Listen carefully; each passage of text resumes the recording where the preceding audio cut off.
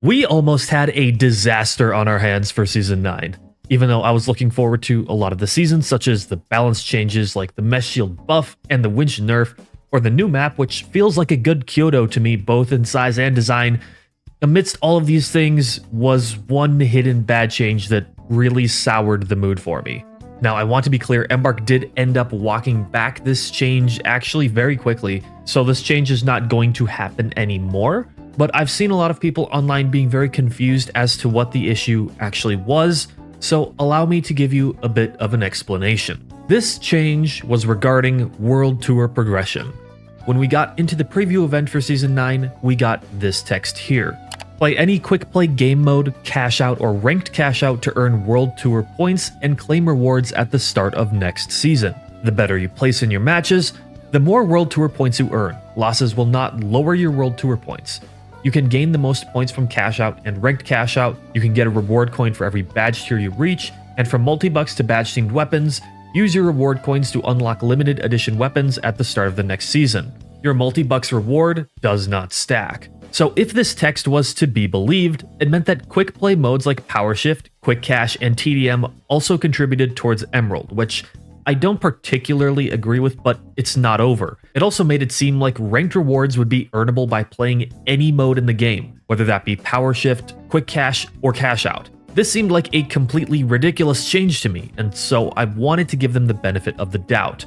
I even went and asked Oscar directly, but no matter how I read it, it still seemed like these same ranked rewards weren't ranked rewards anymore, and are now just playtime rewards. The only true ranked reward left would be Ruby, and this was later confirmed by Oscar to me personally. Gold, Platinum, and Diamond would now all be earnable just by playing, and the only reason to play ranked was for a badge or a background. I was in disbelief with this change, because then the only people who would be playing ranked are people who literally play the game for a living. And then Diamond would be even more of a participation trophy than Emerald currently is. And that's not to say that Emerald is necessarily super easy to get, it requires you to play a lot, but you can guaranteed get it if you play enough. And I promise people would have started referring to the old Diamond skins as real Diamond skins, leading to a whole previously unseen level of gatekeeping. Modern Diamond would have been diluted down to playtime. Now sure, this is bad news for ranked players, but maybe for some reason you're happy with getting a new participation trophy, even though it's just a rehashed version of an old reward that used to actually mean something. Well, you still would have been negatively affected. See, ranked is what we refer to as something called an aspirational activity. It gives players who are focused on improving a place to actually work towards their goals and takes up a lot of their time while doing it, and in turn, this usually keeps them out of casual playlists for a longer time, meaning that if you aren't a particularly skilled player, that you don't have to fight people above your skill level quite as often. Sure, it's still going to happen once in a while, but it's not nearly as much as it would be without this mode. But now with all of the rewards being able to be unlocked through modes that are extremely easier and don't set you back on losses, there's no reason for your average player to participate. The only people who might still be interested are those who are both extremely good and have a lot of extra time to commit. So we've talked about how most players aren't really going to be incentivized to playing ranked modes, then the next obvious place for those looking for rewards to go is to just farm the easiest matches. You would have started to see actual Diamond players running meta loadouts significantly more often in your casual matches, and every game would have started to feel more and more competitive, meaning that nowhere would be safe from the sweat, where before you could often largely avoid the top percentage of players in certain modes. Now, what about ranked? What would it have started to look like? Well, if all of the player base leaves ranked except for the very top percentage, we're going to see ridiculously long queue times across the board. And once these players start to get sick of wait in the lobby simulator, they'll leave too. Ranked will become a dead game mode, and even though ranked isn't in the healthiest spot at the moment, it would be actually dead, and all the sweat would trickle down into the casual matches. Now, I've also heard that some people say not everybody cares about ranked skins, and that people would still play ranked without them. But I have to tell you that for the most part, this could not be further from the truth. Sure, some people legitimately may not care, but a vast majority of players, particularly the ones who are ranked from gold to diamond, do care about skins and definitely will feel less incentivized to play the mode. Throughout history, there have been many highly sought after, aspirational cosmetics that players have done crazy things for. to pretend like this isn't a factor is just plain silly. And to add to this, while the whole draw of ranked is partially to improve, it's also to earn rewards to show your commitment while you do it. If you solely wanted to focus only on improving and don't care about skins, you could go play scrims or tournaments because you'll learn so much more in those at a faster rate than just playing ranked. And without many of those rewards, ranked would devolve into a mostly worse version of scrims if you could find a match at all. And if you think the matchmaking for ranked is bad right now, just imagine being a gold or platinum who would have accidentally wandered into those ranked lobbies. Because pretty much only top 500 players would have been playing, the matches would have felt even more unfair than they currently do, which would quickly incentivize anybody who's not a literal top player to stop playing ranked entirely. And the crazy thing is that this might have even hurt Embark financially too. Dedicated players are often the ones who spend a lot of money on new cosmetics often and contribute to the bulk of a game's playtime.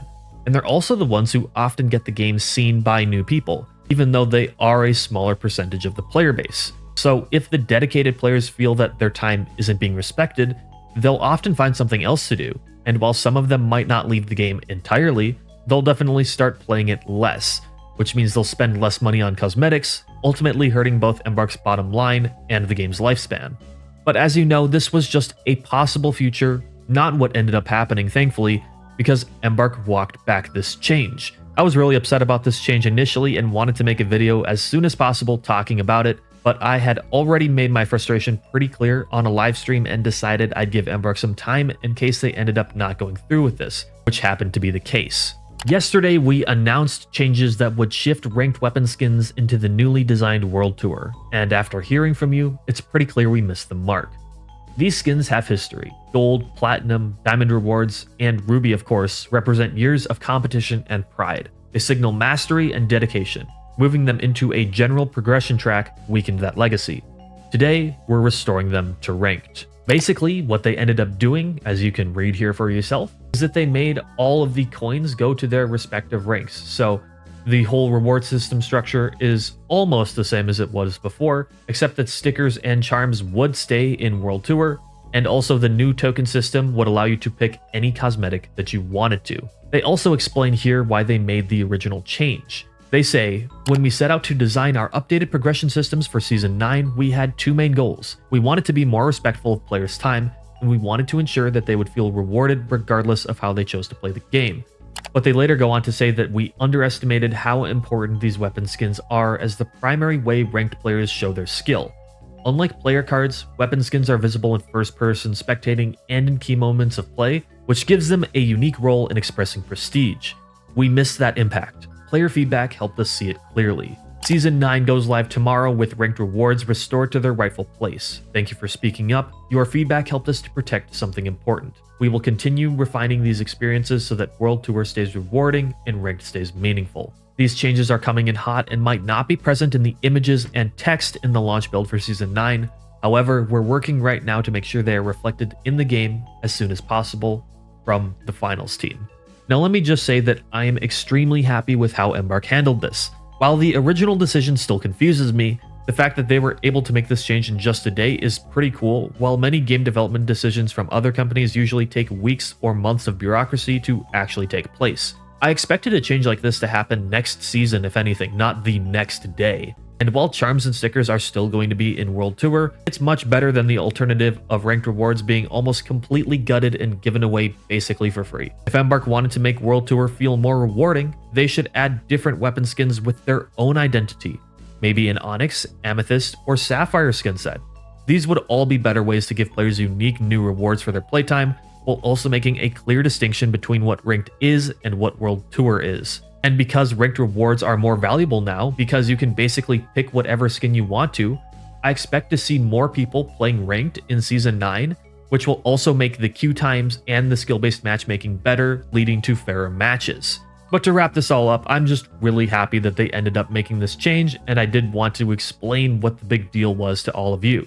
Because remember, and when everyone's super, no one will be.